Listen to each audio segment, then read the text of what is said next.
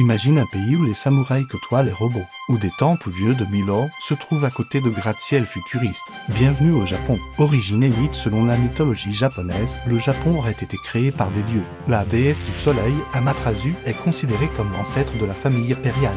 Le Japon est l'une des plus anciennes monarchies du monde, avec un empereur toujours présent aujourd'hui, même si son rôle est surtout symbolique. L'ère des samouraïs. Pendant des siècles, le Japon est dominé par les samouraïs, des guerriers redoutables. Ils vivaient selon le Bushido, un code basé sur l'honneur, la loyauté, le sacrifice. Le véritable pouvoir était entre les mains des shoguns, des chefs militaires, tandis que l'empereur restait une figure symbolique. Le Japon fermé au monde. Entre le XVIIIe et le XIXe siècle, le Japon décide de se fermer au reste du monde. C'est la période appelée Sakoku. Pendant plus de 200 ans, aucun étranger et aucun japonais ne peut sortir. Le pays développe sa propre culture unique, sans influence extérieure. Modernisation rapide. En 1868, tout change avec l'ère Meiji. Le Japon s'ouvre au monde et se modernise très rapidement. Création des industries armées.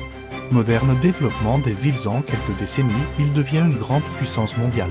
La Seconde Guerre mondiale. Pendant la Seconde Guerre mondiale, le Japon joue un rôle majeur. Mais en 1945, tout bascule avec les bombes atomiques sur Hiroshima et Nagasaki. Des centaines de milliers de vies sont perdues. C'est un tournant tragique dans l'histoire du pays. Renaissance et puissance mondiale. Après la guerre, le Japon se reconstruit rapidement. Il devient leader en technologie géant de l'automobile, modèle de discipline et d'innovation. Le Shinkansen, train à grande vitesse, devient un symbole du progrès japonais. Culture unique. Le Japon est aussi connu pour sa culture unique, les cerisiers en fleurs.